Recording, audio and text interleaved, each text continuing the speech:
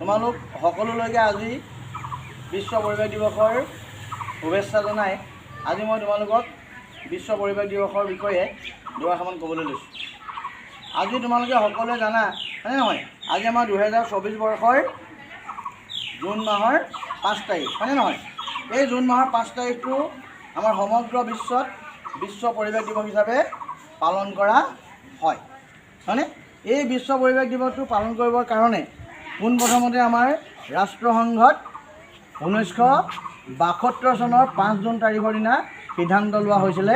কিহৰ ওপৰত সিদ্ধান্ত লোৱা হৈছিলে যে আমাৰ বিশ্বৰ যি পৰিৱেশ, সেই পৰিৱেশৰ ওপৰত মানে পৰিৱেশৰ পৰিস্থিতিটো কি হৈছিলে, গছ গছনি ধ্বংস কৰা বা অন্যান্য আমাৰ পৰিৱেশৰ লগত বিভিন্ন ধৰণৰ অসুবিধাৰ সৃষ্টি হোৱাৰ কাৰণত হয়নে।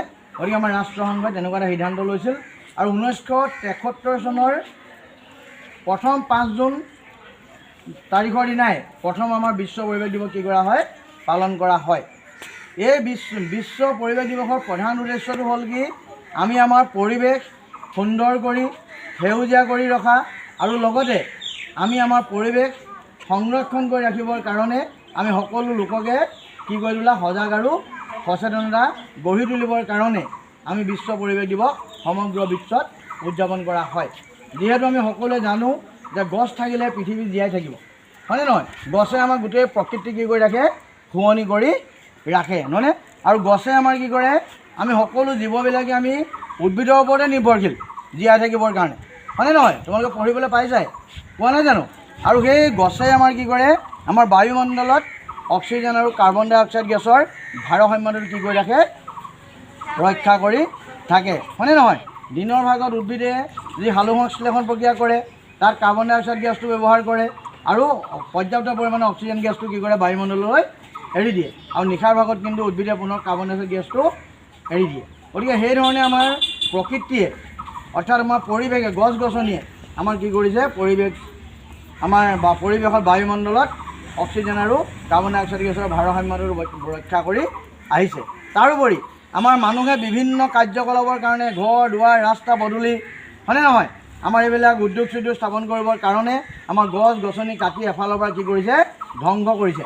তাৰ ফলত আজিকালি আমি কি দেখিবলৈ পাইছোঁ, ৰাস্তাই পদূলি আমাৰ বাঘ ওলাই আহে, হাতী ওলাই আহে হয়নে নহয়, গঁড় ওলাই আহে, মানুহৰ পাকঘৰত গৈ শুৱনি কোঠাত গৈ পেলাই কি উঠাই গৈ আমাৰ বাঘ ওলোৱা আমি দেখিবলৈ আমি পাওঁ হয়নে নহয়। তাৰ কাৰণে আমাৰ কি হৈছে, আমাৰ পৰিৱেশ, আমি যে হাবি বন জংঘল কাটি যে আমি মানুহে যে নিজৰ স্বাৰ্থ পূৰণৰ কাৰণে পৰিৱেশৰ ওপৰত যি অত্যাচাৰ কৰিছোঁ, তাৰ ফল আমি ভুগিবলৈ পাইছোঁ। খৰাং বতৰ হৈছে, বৰষুণ নোহোৱা হৈছে হয়নে নহয়। গতিকে আমি যধে মধে আমি গছ গছনি কাটিব নালাগে। আমি সদায় গছ গছনি সদায় আমি কি কৰিব লাগে, যত্ন কৰিব লাগে। আমাৰ পৰিৱেশ আমি সদায় সেউজীয়া কৰি ৰাখিবলৈ যত্ন কৰিব লাগে। আৰু যদি তোমালোক সকলোৱে তোমালোকৰ জন্মদিন আমি যি পালন কৰোঁ হয়নে নহয়, সেই জন্মদিনত আমি যদি প্ৰত্যেকে যদি আমি এটি যদি ভাল গছ পুলি যদি আমি ৰোপণ কৰোঁ হয়নে নহয়, সেইটোৱে আমাৰ কি কৰিব, আমাৰ পৰিৱেশ সৌন্দৰ্য কৰাত সহায় কৰিব হয়নে নহয়। গতিকে আমি সকলোৱে আজি বিশ্ব পৰিৱেশ দিৱসৰ দিনা আমি সকলোৱে সংকল্প ল'ব লাগে। কি ল'ব লাগে, আমি পৰিৱেশ শুৱনি কৰি ৰাখিবৰ কাৰণে আমি যধে মধে গছ গছনি কাটিব নালাগিব হয়নে, বৃক্ষৰোপণ আমি কৰিব লাগিব। আৰু য'তে ত'তে আমি প্লাষ্টিক বা আমাৰ এইবিলাক পলিথিন এনেকুৱাবিলাক আমি পেলাই মেলি আমি পৰিৱেশ প্ৰদূষণ কৰিব নালাগে হয়নে নহয়। গতিকে আমি গছ জীয়াই থাকিলেহে আমি জীৱকুল কি কৰি থাকিম, জীয়াই থাকিব পাৰিম। গতিকে তোমালোকে আজি বিশ্ব পৰিৱেশৰ দিনা মই তোমালোকক এয়াই ক'লোঁ।